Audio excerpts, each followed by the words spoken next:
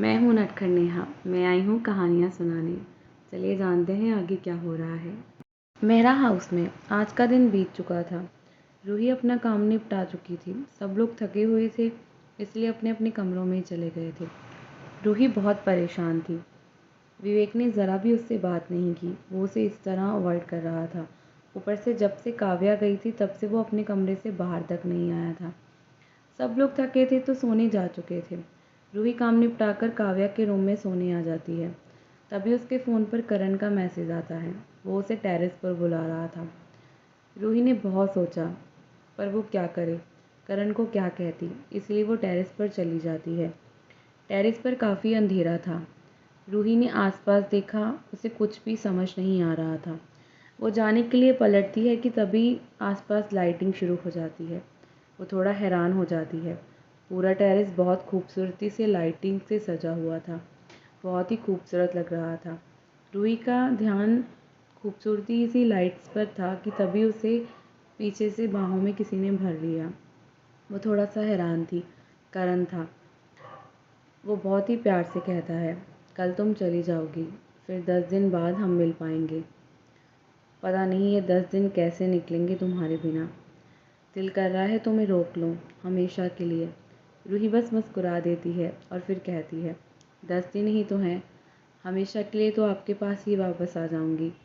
करण उसे गले लगाते हुए कहता है, ये 10 दिन बहुत मुश्किल है मेरे लिए, कैसे काटूंगा तुम्हारे बिना। इतनी गंदी आदत हो चुकी है ना तुम्हारी, तुम सोच भी नहीं सकती। ऐसा लग रहा है मेरी आत्मा को ही खींच कर ले जा रहा हो। रूही की आंखें बंद हो गई थी। करण की बातें उसके अंदर उतर रही थी। वो उसे कितना प्यार कर रहा था। उसकी बातों में आज उसका प्यार नज़र आ रहा था। तभी करण फिर से कहता है, उसकी आवाज़ काफ़ी भारी सी थी, क्या मैं तुम्हें आज प्यार कर सकता हूँ? मैं अपना कंट्रोल खो रहा हूँ रूही। करण की इतनी भारी सी आवाज़ सुन रूही एकदम से हैरान हो गई। वो जानती थी करण क्या करना चाहता है, पर अभी सही वक्त नहीं था। उन दोनों की बस सगाई हुई है, पर उसकी हिम्मत नहीं हो रही थी करण को मना करने की। वो चाहती थी करण की आंखों में देखे, पर उसका ज़ोर नहीं था उसके दिल पर। वो कुछ बोल ही नहीं पा रही थी। वो समझ नहीं पा रही थी कि करण को क्या कहे। करण उसके चेहरे को थाम लेता है और फिर अपने होठों से उसके पूरे चेहरे को किस करने लगता है। वो बहुत प्यार से ये सब कर रहा था। रूही काफ़ी डर जाती है। वो उसकी शर्ट को कसकर पकड़ लेती है। वो समझ नहीं पा रही थी। करण ने कभी ऐसा कुछ भी नहीं किया है आज तक कि उसे लगे कि वो गलत कर रहा है। ऐसा नहीं था कि रूही करण से प्यार नहीं करती थी, बस वो अपनी भावनाओं को समझ नहीं पा रही थी। ऊपर से वो आज कुछ ज़्यादा ही परेशान थी, और वैसे भी उनकी शादी 10 दिन में हो जाएगी। उसने अपनी आंखें बंद कर ली। वो बस अपने दिमाग को शांत करती है और करण को महसूस करने का सोच लेती है। रूही काफ़ी नर्वस फील कर रही थी। वो समझ नहीं पा रही थी वो करण को अपने पास आने से रोके या फिर उसके साथ आगे बढ़ जाए। करण उसे पागलों की तरह चूमे जा रहा था। शायद आज वो खुद को रोकना ना चाहता हो। शायद आज वो पूरी तरह बस रूही को पाना चाहता हो। थोड़ी देर बाद रूही भी करण के साथ उसके प्यार में बह गई थी। करण ने रूही को अपनी गोद में उठाया। वहीं लगी खूबसूरत सी डेकोरेशन के बीच एक खूबसूरत सा गद्दा बनाया गया था, जो बहुत ही खूबसूरती से सजाया गया था। हल्की सी ठंड भी थी। आसपास पर्दे लगे हुए थे। करण ने अपनी शर्ट उतारकर फेंक दी थी। वो रूही के गले में मुंह डाले उसे चूमे जा रहा था। रूही भी बस करण को महसूस कर रही थी। उसकी आंखें बंद थी। हल्की सिसकियों के साथ मदहोशी का माहौल हो गया था। काफ़ी रोमांटिक था। करण रूही के गले से होते हुए उसके कंधे तक आ गया था।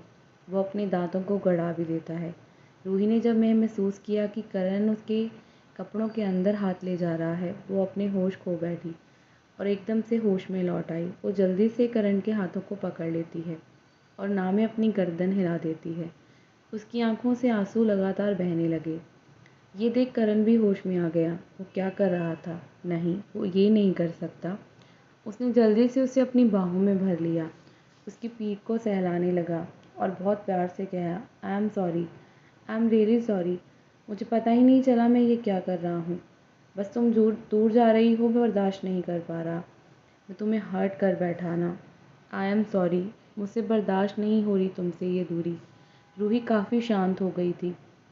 उसने खुद को करण के सीने में जैसे छुपा लिया था। करण रूही के बालों में हाथ घुमाते हुए कहता है, रूही मैंने 4 साल वेट किया है। मैं 10 दिन और कर लूँगा, पर मैं बाद में नहीं रुकूँगा। मैं रुक नहीं पाऊँगा। रूही कुछ भी नहीं कहती। वो बस करण को समझना चाहती थी। वो जानती थी तब उसे रोकना गलत होगा। उन दोनों की शादी हो चुकी होगी। करण की बाहों में ही रूही सो गई थी। वो दोनों एक दूसरे को बाहों में भरे टेरेस पर ही सो चुके थे। आधी रात जब ठंड बहुत बढ़ गई तो करण की नींद खुली। उसने अपनी शर्ट पहनी और रूही को बाहों में उठाकर अपने रूम में ले आया। रूही को तो कोई होश था नहीं, वो गहरी नींद में थी। कल काव्या की शादी की वजह से नहीं सो पाए थे और सुबह से भी वो काम में लगी थी। मीरा जी का आधे से ज़्यादा काम उसने ही नहीं करवाया था। ऐसा लग रहा था वो घर की बड़ी बहू है, सारी जिम्मेदारी उसी पर है। करण ने उसका माथा चूम लिया और उसे बाहों में भरकर सो गया। अगली सुबह बहुत ही खूबसूरत सुबह थी। काव्या की जब नींद खुली तो वो विराट की बाहों में थी। चेहरे पर एक शर्म की लालिमा थी जो बहुत खूबसूरत लग रही थी। विराट ने उसे बहुत अच्छे से पकड़ा हुआ था। वो दोनों किस हालत में सोए हुए थे। काव्या के हिलने से विराट की नींद भी खुल गई थी। वो मुस्कुराते हुए अपनी बीवी को देख रहा था जो शर्माए जा रही थी। उन दोनों के चेहरों पर हल्की सी मुस्कान आ गई। विराट उसे अच्छे से होल्ड करते हुए कहता है, हमारे बीच शर्म जैसा कुछ भी नहीं होना चाहिए, बस प्यार होना चाहिए। काव्या बस शर्माते हुए कहती है, उठें, मुझे फ्रेश होना है। विराट हंसते हुए कहता है, तुम इतनी क्यों शर्माती हो? तुम्हें ज़रूरत क्या है?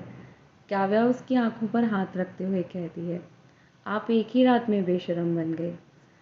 वहीं दूसरी तरफ रूही की नींद खुली तो उसने खुद को करण के कमरे में पाया।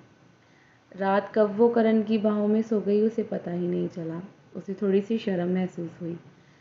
वो जानती थी करण उसे कितना प्यार करता है। उसकी ज़रा सी ना से उसने बस उसे एक बार में ही छोड़ दिया। ऐसा नहीं था कि वो नहीं चाहता था, बल्कि वो उसकी इज़्ज़त रखता था। उसके लिए उसकी इज़्ज़त सबसे ऊपर थी और उसकी हाँ और ना की बहुत वैल्यू थी। वो मुस्कुरा देती है।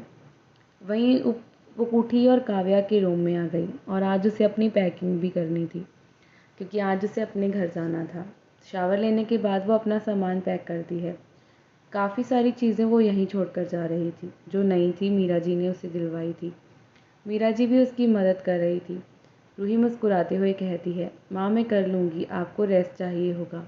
मीरा जी उसके सिर को सहलाते हुए कहती हैं, बिल्कुल नहीं, तुम भी चली जा रही हो और काव्या भी चली गई। अब तो दिल नहीं लगेगा इस घर में। मीरा जी की बातें सुन रूही मुस्कुरा देती है। इतने दिनों से यहाँ थी, उसे एहसास ही नहीं था कि वो अपने घर पर नहीं है। ऐसा महसूस ही नहीं हुआ। इस परिवार ने उसे बहुत ज़्यादा प्यार दिया। इस वजह से उसे पराया फील ही नहीं हुआ। उसे ऐसा लगा जैसे वो इसी का घर हो। यहाँ पर उसका हर रिश्ता उससे बहुत प्यार करता हो। रूही मुस्कुराते हुए मीरा जी के गले लग गई और कहती है, माँ बस कुछ दिनों की बात है, फिर तो मैं यहीं आ जाऊँगी ना। मीरा जी ने रूही का माथा चूम लिया। आज वो बहुत इमोशनल फील कर रही थी। उन्हें कभी रूही और काव्या में फ़र्क महसूस ही नहीं हुआ। दोनों उनकी बेटियां ही थीं। वहीं दूसरी तरफ काव्या के कमरे में विराट काव्या को देखे जा रहा था। उस पिंक कलर की साड़ी में वो कुछ ज़्यादा ही खूबसूरत लग रही थी। उसके बालों से टपक रहा पानी उसे और भी ज़्यादा हसीन बना रहा था। वो आईने के सामने खड़ी तैयार हो रही थी।